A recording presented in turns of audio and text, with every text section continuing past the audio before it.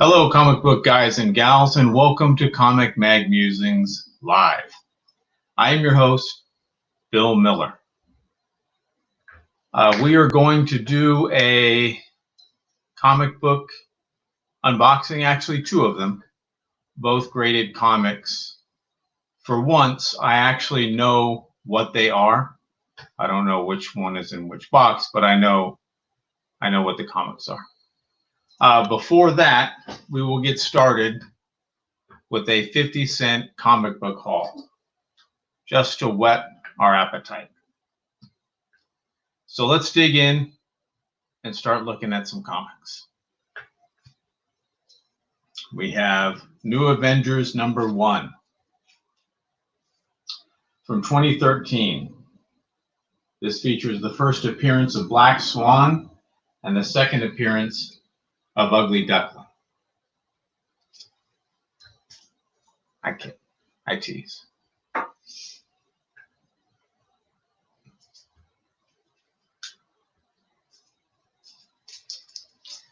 don't know what this one is, so let's find out.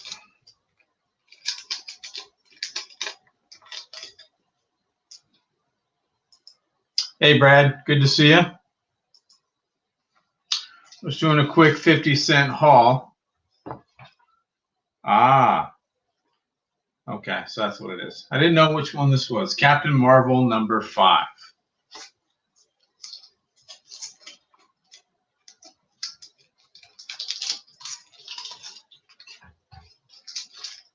Have to open that rascal up.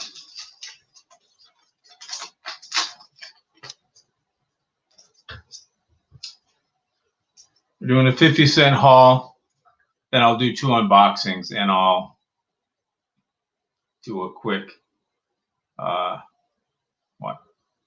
summary show and tell at the end for anyone that may have missed it. So Captain Marvel #5, B cover by Max Lim.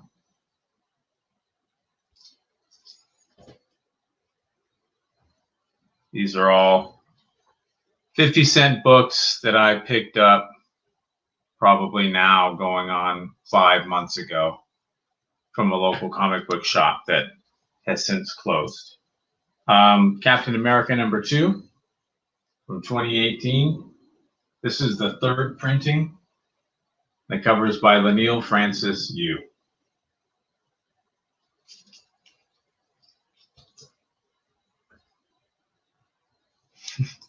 Yeah, there are a lot of characters that look different now than they used to. That's for sure. Retconning characters, especially with Marvel. Another Captain America 2 from an earlier run, 2013. This is the A cover by John Romita.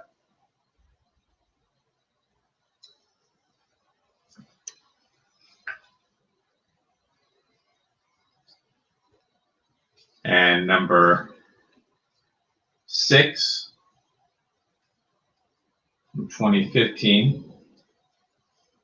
A cover by Kevin Nolan. This was a good run written by Rick Remender, who wrote Fear Agent, one of my favorite indie comics, I guess you could say.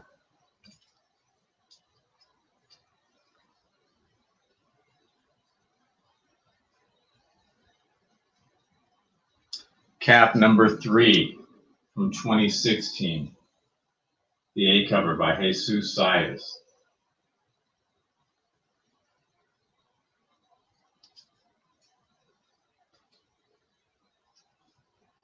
This one's Cap heavy, that's for sure. Cap and the Mighty Avengers #1 from 2014. The A cover by Luke Ross.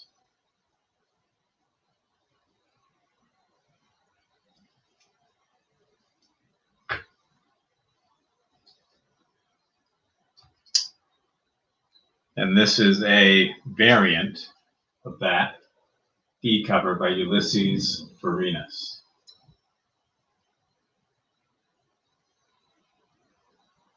That rascally Rocket Raccoon is at it again.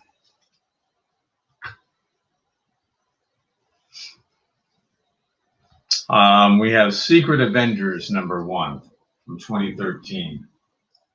Tom Coker cover.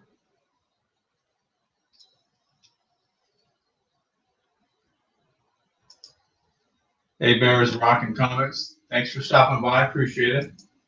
Just doing a 50-cent comic book haul, and then we're going to open up a couple CGC graded books.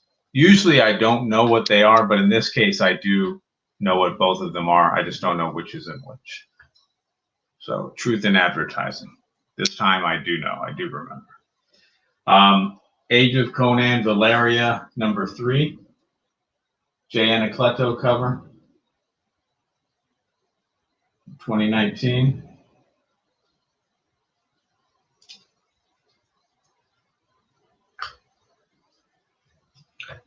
It's an indie book that was hot for a while and fizzled out. Haven't heard much about it. Coffin Bound.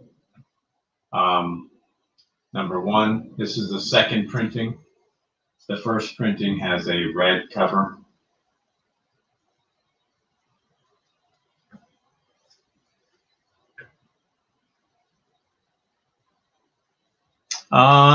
Sort of won bats. Got Batman Detective Comics #13. First appearance of Emperor Penguin.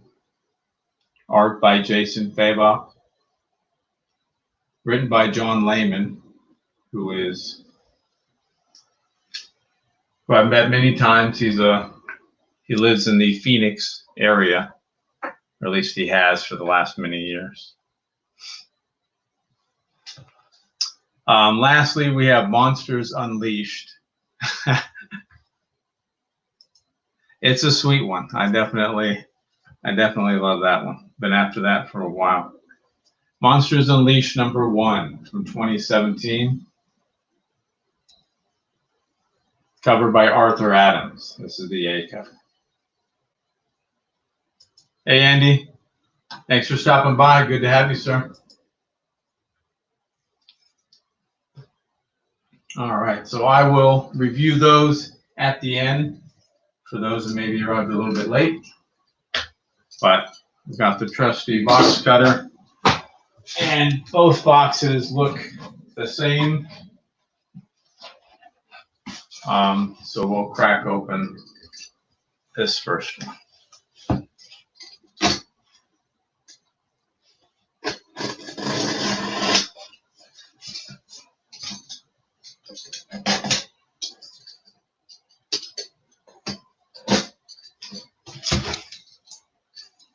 All right.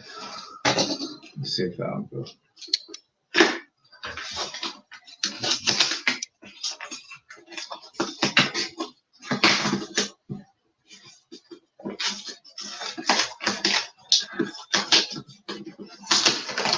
All right, we got it.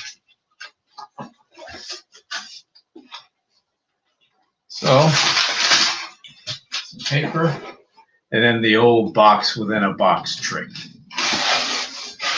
It's like Christmas all over again. The box version of Russian dolls.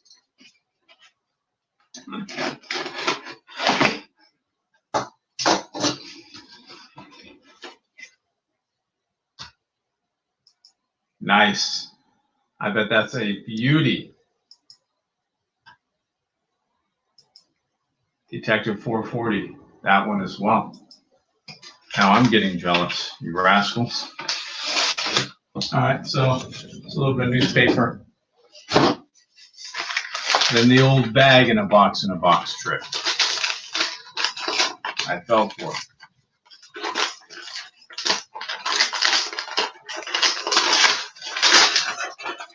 Huh. Fantastic. The bag within a bag within a box trick. This is diabolical at this point.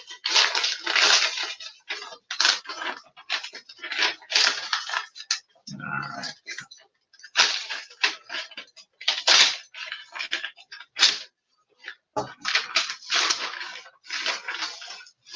All right. Now we've got some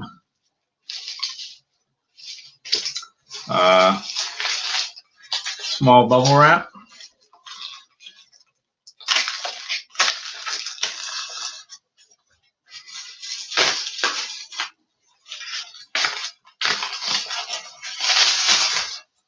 Remember, kids, to always cut away from yourself. We don't want any injuries. And here we go. Savage Sword of Conan, number 20. Here, let me take this rascal out of the bag. So we have Savage Sword of Conan, number 20. Marvel Comics, July of 1977. Conan story adapted from The Slithering Shadow by Robert E. Howard. Solomon Kane poem. Roy Thomas story. Earl Norham cover. John Buscema and Alfredo Alcala art. This is a 9.4 with white pages. And I actually have this guy in the same grade, but it was a really good deal, so I figured I'd jump on it. And I don't know, maybe I'll hold on to it or sell one of them, but just a really cool cover and a good story. I read all the Savage Sword stories through the Dark Horse trade paperback reprints. I think there's 22 volumes from Dark Horse. Very faithful reproductions. The only difference is the covers aren't in color in those, and obviously they're a little bit smaller than the magazine size. So here's the other one, which is also, spoiler, a Savage Sword book. So let's get this rascal open up as well.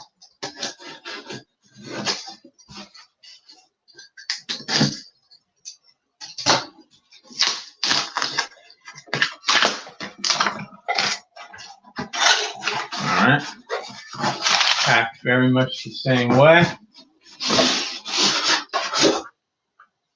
Packed well, certainly can't deny that.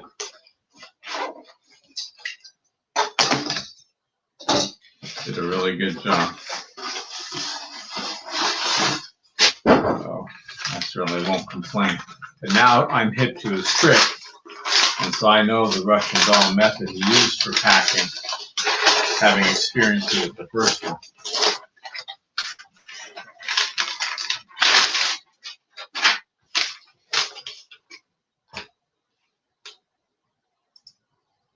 Yes, I love Savage Sword is probably my favorite comic books series or title of all time.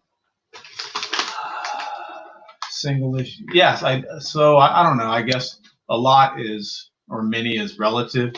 I'd have to check my little inventory spreadsheet. I have maybe, I certainly don't have nowhere near the run. I might have 20 to 30 raw from Savage Sword, and maybe 10 to 15 graded. So that's probably somewhere in there. I'd have to check my little inventory spreadsheet to be more accurate, but that's probably a pretty good estimate.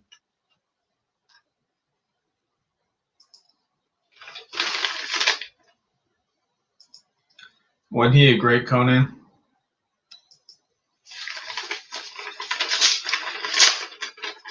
I think Varangian Vigilante would think so.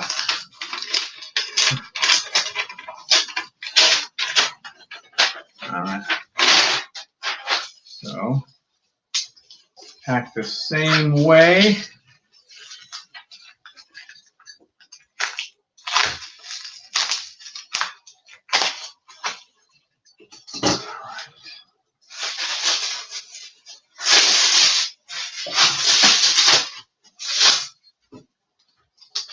Jeez Louise.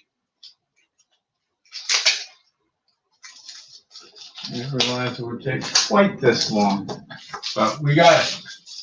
Finally. All right.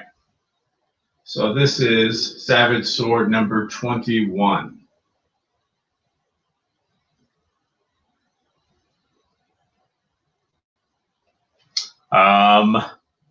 Savage Sword of Conan number 21, August of 77. Ernie Chan frontispiece, Red Sonja convention article and photos. Hey Alex, thanks for stopping by, sir. Roy Thomas story, Earl Norham cover, John Buscema and Sonny Trinidad art. And this is CGC 9.2 off-white to white.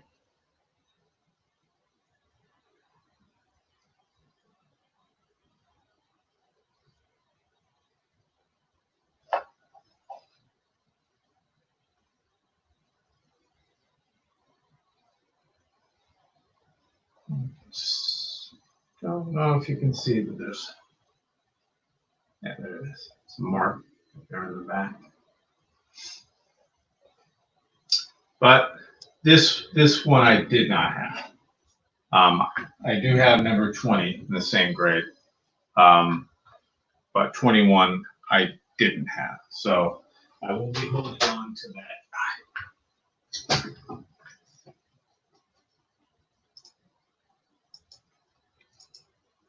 Excellent. You lucky rascal. I could probably go to a comic book store. I haven't been to one in probably 4 months, maybe. I don't know, 4 to 5 months. Not since I got these guys. But I generally don't go to comic book shops a lot. I'll go if there's a sale going for some $1 or 50-cent books, or I'll go every now and then to dig, because some of the ones that I get good deals in are like the suburb clear across Phoenix. So we're talking like an hour there and an hour back. And so I've never been much for, I don't have any pull lists. I've never been much to go weekly or even monthly to a comic book shop. I got so many comics that most of the ones I want probably wouldn't be at the comic book shop. They'd be online.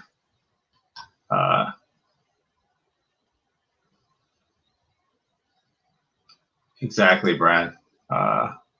eBay, Lone Star, which is mycomicshop.com, ComicConnect.com, which is Metropolis, PedigreeComics.com.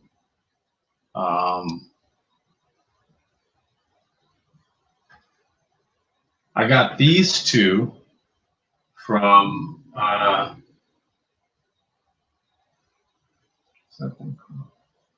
Mercari. You ever heard of that?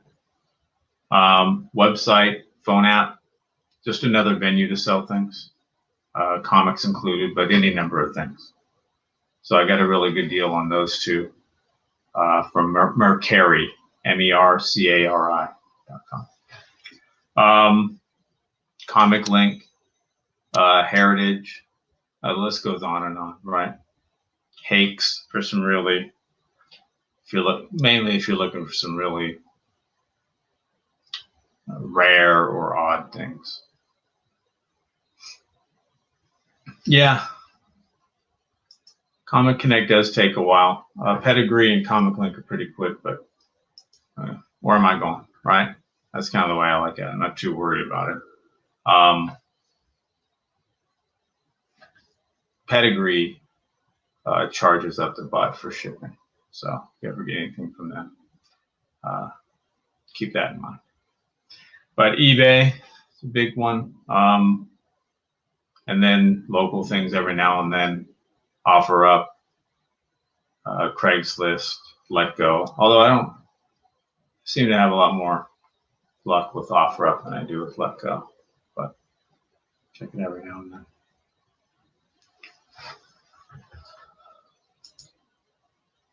Well, eBay is probably the best for that.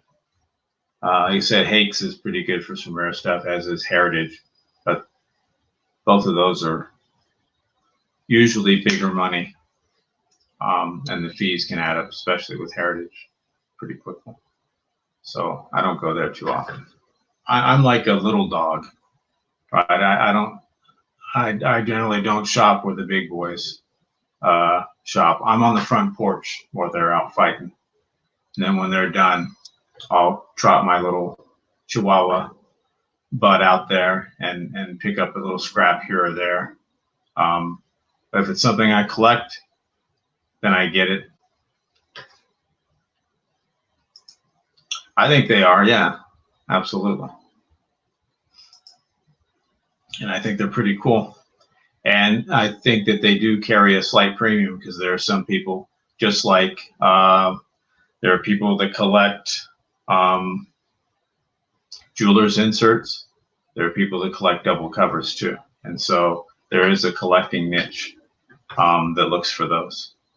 And so that obviously would make those particular issues a little bit more desirable. So yes, I think that's fantastic. I don't knowingly have any double covers. Perhaps there's one in there somewhere, but yes, same with price variant. But price variant collectors, that's a little bit different. So like with jeweler's inserts, you might see a 10 to 15% premium for those.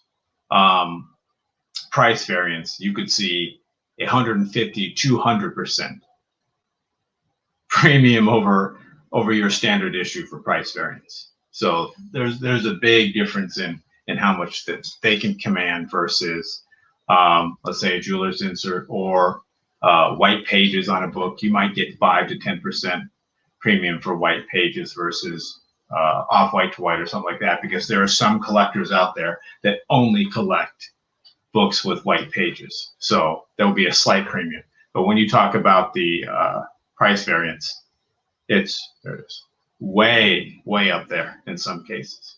In some cases, multiples over the standard priced issue of which that is a variant. So.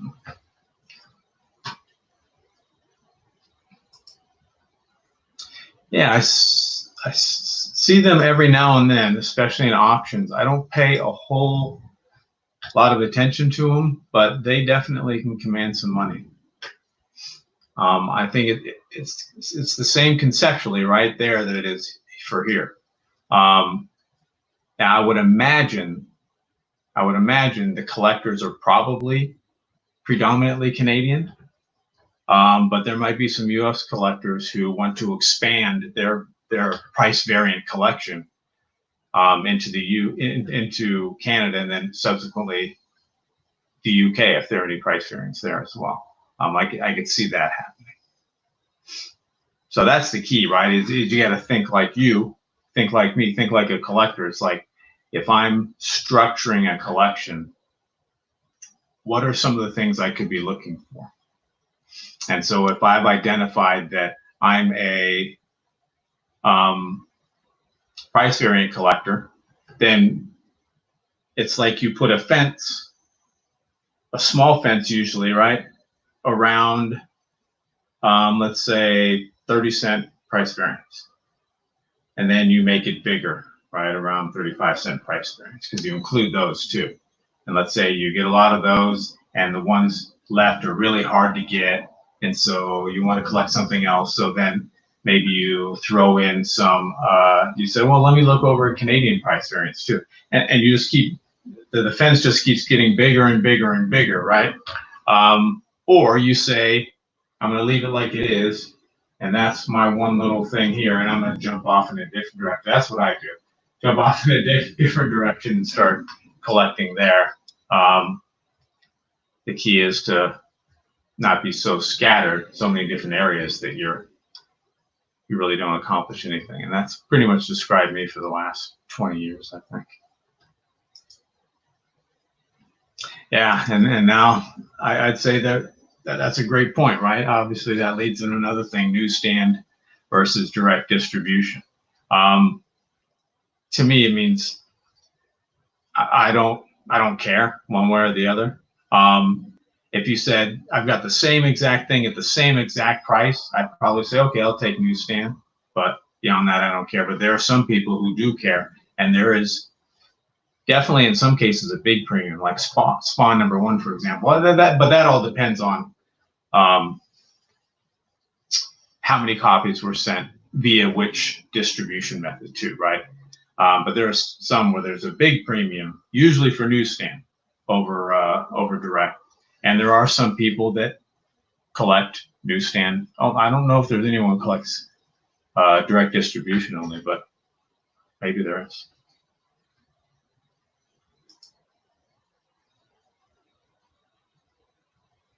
Yeah, absolutely. And that's what's amazing about that, Andy, is that some people are just all about it, and others are like, I just want the book, and that's cool, right? Because then you can sell them to someone else or give them or trade them to somebody else and get something you want and then get something they want.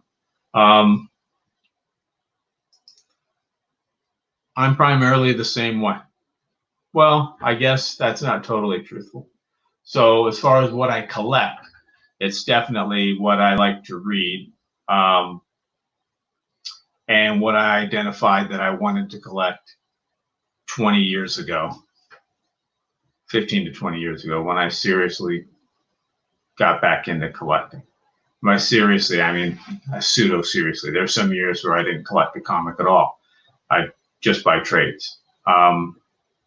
And there are other years where I bought several comics. But I also buy things that I don't collect and don't necessarily like to read, because I know they're undervalued. And so I'll either trade it or sell it later to be able to get something that I do collect and that I do read.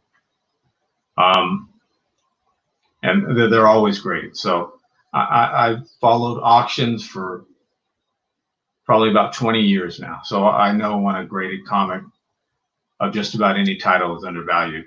And so I'll grab that guy, and that's cool. I can wait for the right time. I can wait 5-10 years, and I'll throw it back on the market and get something so I can turn that around and buy a comic that I do want. That's just kind of the way I look at it.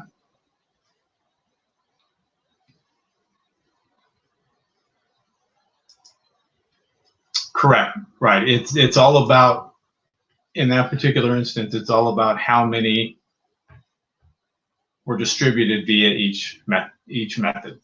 So generally, the lower distributed comic would be worth more, depending upon how much lower, right? So if they're about even, and one had 500 less than the other, it would be, it wouldn't make any difference. But if you had 100,000 distributed newsstand and you had 20,000 direct distribution, there would certainly be a big price difference, and the direct distribution one would be worth a lot more. So those are the comics that we got. I will do a quick recap. And Andy, I talked about this last week in my last live stream. I've gotten a lot of requests to see more graded comics. That's not necessarily what you asked, but it falls in line with that. I'll start a new series in a few weeks, I guess, 3 or 4 weeks, where I'll take a run and show the graded comics I have from that. And Savage Sword of Conan will be one of those. So again, we've got 21.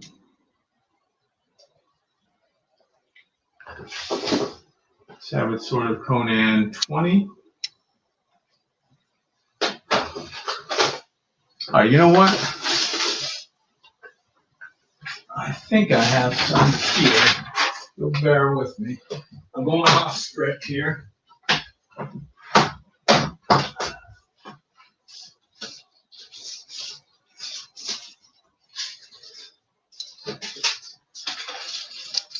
I got a couple in here, Andy. You're still there? So this is Savage Sword 13. So this will be a sneak preview for only the cool kids during this live stream of some of the Savage Sword books. So that's 13. This is Savage Sword 26, and it says David Wenzel, written on 24th page in marker. And how much you want to bet?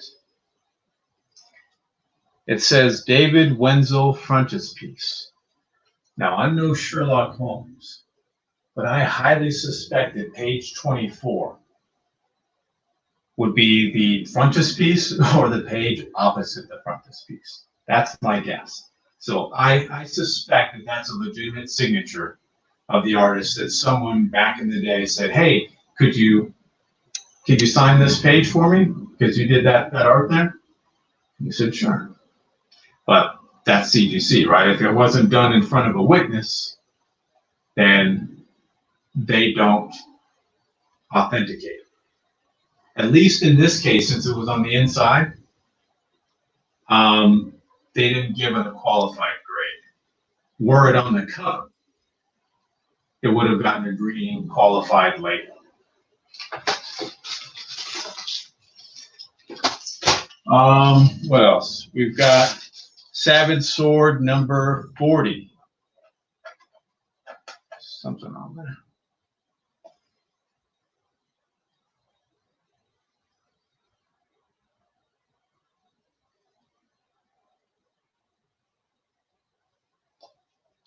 So I've got some more too, but that's a little preview.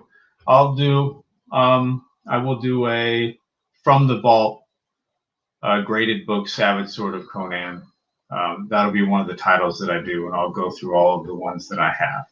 I probably won't go through the raw ones that I have, mainly because I've already gone through those. I never had any raw ones before I started doing YouTube videos. So, actually, I probably did get a batch. But I think most of the raw ones I've already shown in videos before. All right, so those are the 2 Savage Sword, and then 3 more that we pulled out for the preview for all the cool people who are in the chat. And I'll quickly go through back through the 50-cent comic book haul that we had. Monsters Unleashed, number 1. Batman Detective 13 from the New 52. It's got to be like my 4th or 5th copy of that one. Coffin Bound, number 1, second printing.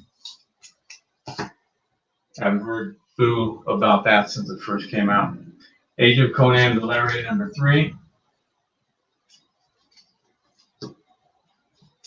Secret Avengers, number 1. And these are all in pretty good shape. 8.5 to 9.4. Captain America and the Mighty Avengers, number 1. Variant cover. And there's number 1 again.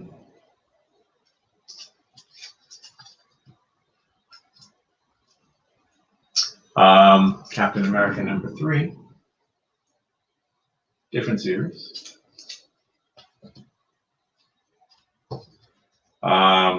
Captain America number 6.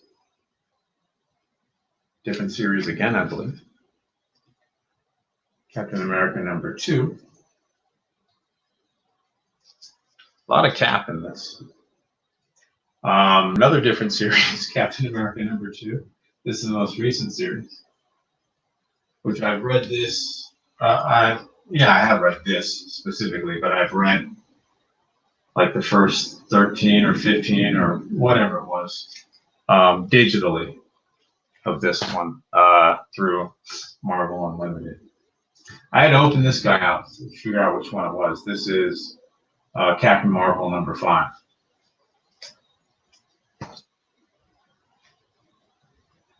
And New Avengers #1.